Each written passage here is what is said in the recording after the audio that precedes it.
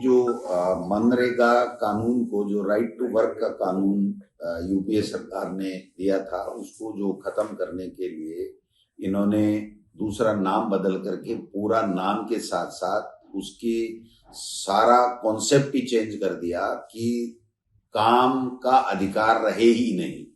आप समझ सकते हैं कि जिस प्रकार से पहले हर व्यक्ति को काम मांगते ही मिलने का अधिकार था, अगर काम नहीं मिला तो उसको बेरोजगारी भत्ता दिया जाएगा, वो कानून अब समाप्त कर दिया गया है।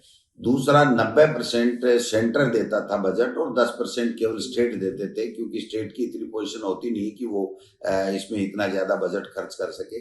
अब 40% स्टेट का कर दिया और 60% सेंटर का कर दिया। जबकि आज भी राजस्थान में मनरेगा में 5,000 करोड़ रुपए जनप्रतिनिधियों के बकाया हैं। 5,000 करोड़ रुपए 2 साल के लगभग हो गए हैं कि ये पेमेंट दे नहीं पा रहे। जब एक तरफ केंद्र की सरकार 5,000 करोड़ रुपए एक स्टेट को नहीं दे पा रही है, राजस्थान को, तो फिर 60% और 40% स्टेट कहां से लाएंगे? 1.25 लाख करोड़ रुपए का कर्जा राजस्थान के ऊपर है।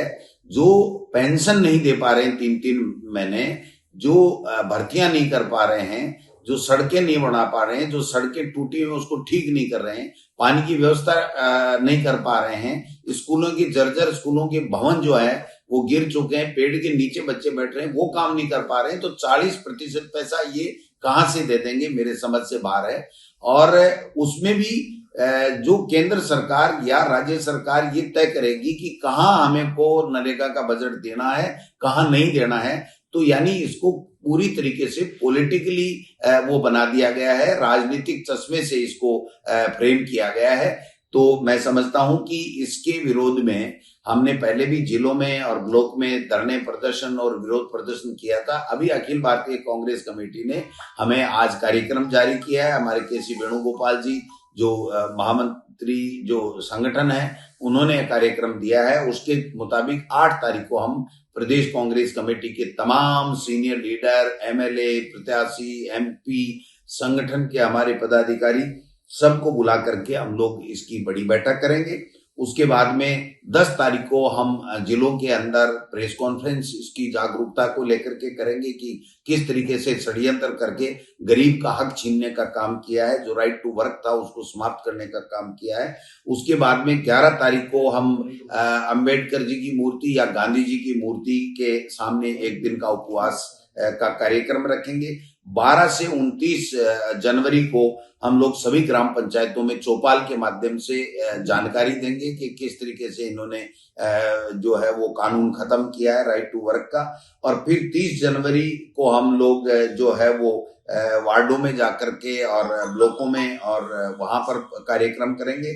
और 31 जनवरी से लेकर के हम लोग जो है वो कलेक्ट्रेट के सामने धरना प्रदर्शन करेंगे। और 16 तारीख से लेकर के 25 फरवरी तक, 16 फरवरी से 25 फरवरी तक पूरे स्टेट में प्लान करके, पहले से तय करके जिला या स्थान, और हम लोग बड़ी सभाएं करेंगे। इस प्रकार से हमारा ये जो 45 दिन का मनरेगा के कानून को जो परिवर्तित किया गया है, खत्म किया गया है, महात्मा गांधी जी का नाम हटाया गया है, राइट टू वर्क का अधिकार हमारा समाप्त किया गया है, बजट को जो है वो पूरी तरीके से सेंटर ने कंट्रोल किया है और स्टेटों के ऊपर अतिरिक्त भार डाल करके स्टेटों की आर्थिक स्थिति और कैसे कमजोर हो और वो केवल और केवल दिल्ली के सरकार पे निर्भर हो जाएं, इस तरीके की जो व्यवस्था की गई है उसके खिलाफ हम लोग धरना प्रदर्शन करेंगे और ये करेंगे। दूसरा मैं कहना चाह रहा हूं कि 1 स्टेट 1 इलेक्शन की बात करने वाले लोग, हमारे प्रदेश का 3,000 करोड़ रुपया जो पंचायती राज की संस्थाओं को, ग्राम पंचायत, पंचायत समिति, जिला परिषद को मिलता, वो हमारा पैसा खत्म हो गया, एक तरीके से नहीं मिलेगा। और केंद्र ने बहुत स्पष्ट कर दिया है कि अगर पंचायत राज के चुनाव आपने समय नहीं कराए तो इस वित्तीय वर्ष का ये जो 3,000 करोड़ रुपए है ये आपको नहीं मिलेगा।